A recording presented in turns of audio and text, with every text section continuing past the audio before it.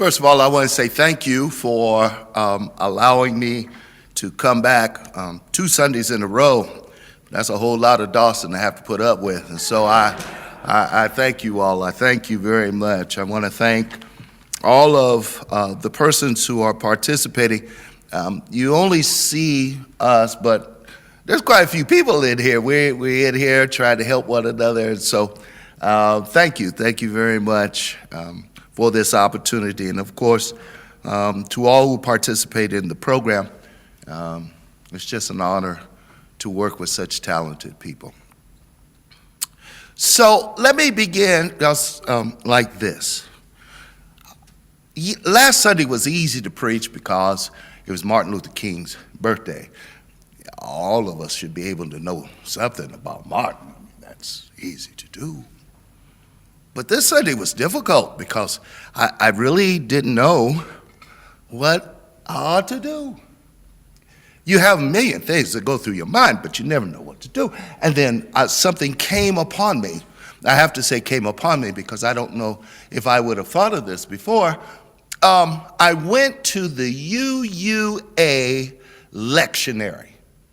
And I was shocked. I said, first of all, UUs have a lectionary? Because I didn't know they did that, and they do. And in it was, for this Sunday, Bridgebuilding.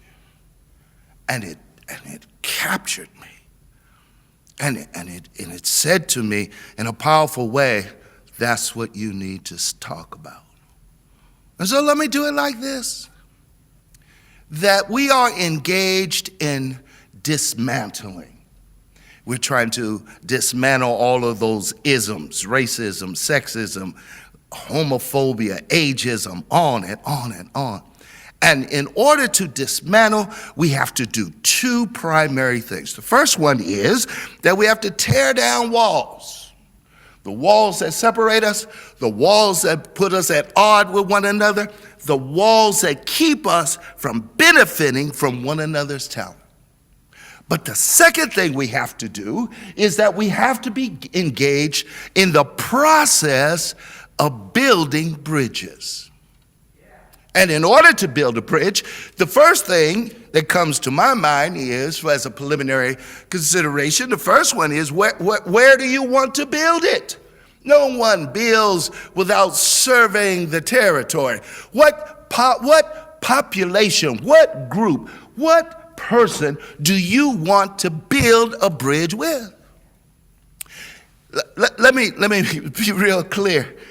If you want to build a bridge between this congregation, using us, and Central Columbia, it's going to be qualitatively different than building a bridge south of Columbia.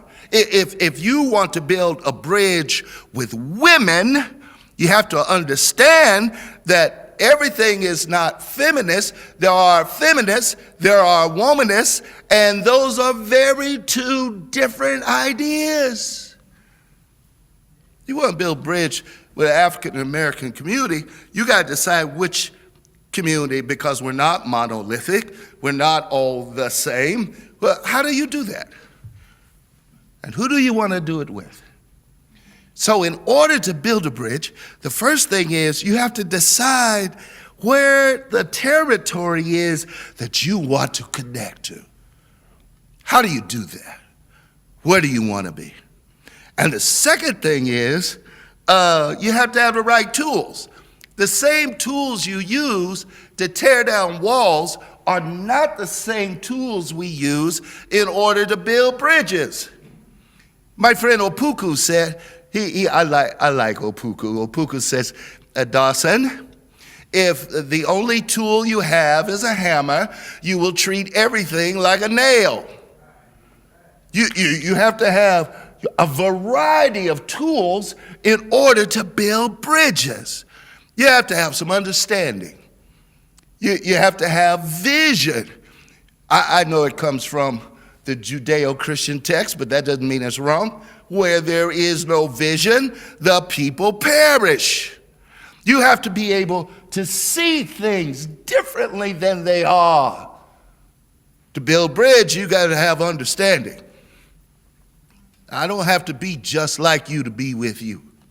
You don't have to be just like me to be with me. And you know, ladies and gentlemen, that in our relationship and the bridges we have built between you as UUs and me as a Baptist preacher,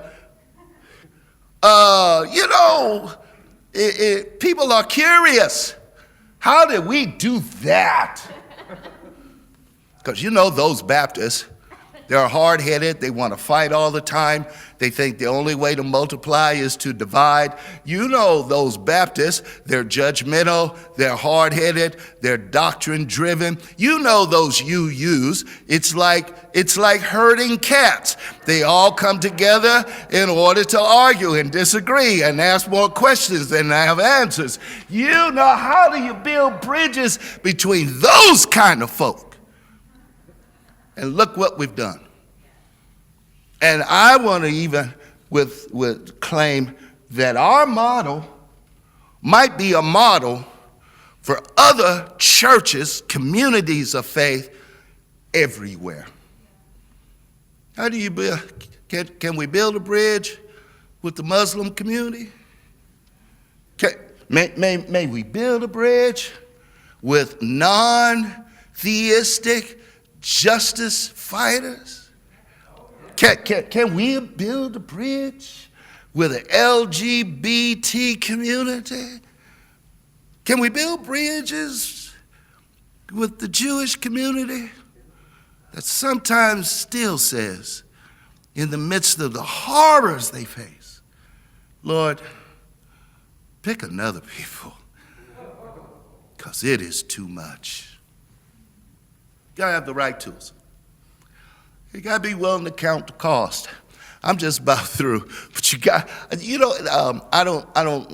Pastor Molly and others of you who speak, you ever think to yourself, boy, I sure hope I say this, preach this as well in the pulpit as I did in the car.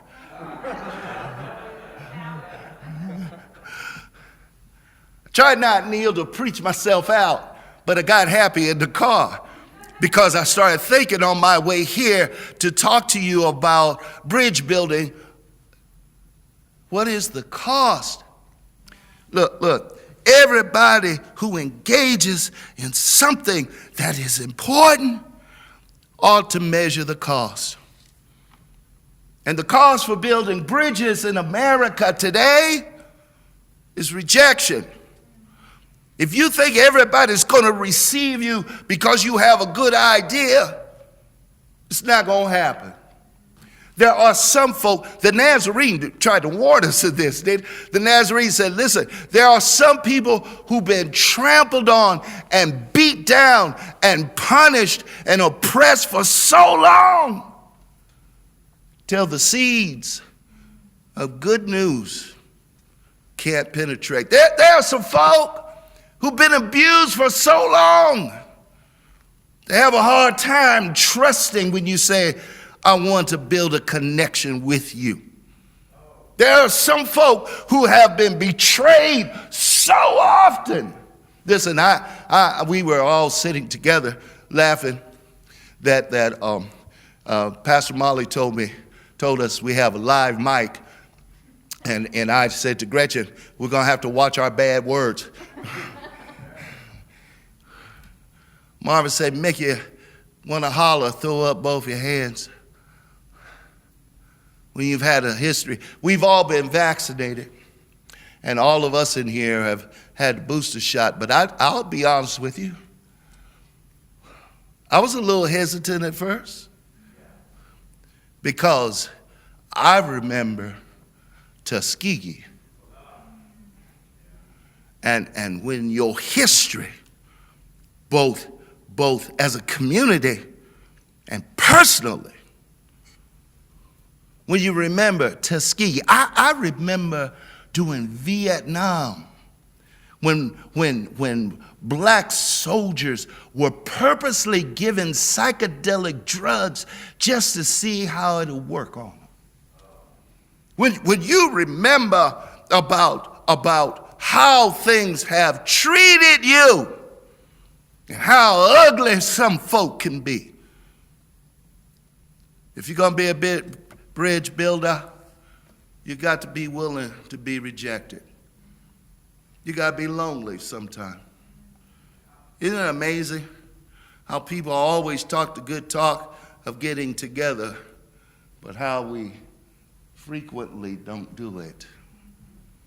And if you happen to say, I don't think that joke is funny. I don't think it's right to talk about women in that way. I don't think it's a truism that every Latino person wants to come to this country and take jobs from everybody else. I really don't believe that true. Suddenly people back up from you. If my father was here, he said they act like a crawdad, crayfish. They just start to back up. You got to be willing to shed some tears sometimes. Anybody who's attempted to build a bridge with anyone or any group of people in this room who are listening live online, folks will break your heart. One of my members used to sing, I don't know why I have to cry sometime. I don't know why I have to moan sometimes. But it's going to be a better day when the mist have rolled away. I'll find out. I don't know why I have to cry like this. Because in bridge building, you're going to get hurt. Yeah, and tears will fall. But here's my hope for you today, that weeping may endure for a night, but joy will come at the completion. There's the story that is told that in the Jewish text. And it's told about a woman named Esther, and her people are in trouble. Some bridges need to be built, and she doesn't want to do it. And yet Mordecai comes to Esther and says, I know you don't want to, but you may have been chosen for such a time as this. You may think it's hard. You may think it's too much. But I'm here to tell you, that you may have been chosen for such a time as this. In the time of oath keepers, in the time of Proud Boys, in the time of neo-Nazis, in the time of just rampant stupidity, you may have been chosen for such a time as this. And so my word to you is, build the great building. Build a great bridge. Do it anyhow. And remember, no weapon formed against you shall prosper. You will be victorious if we just fight a good fight.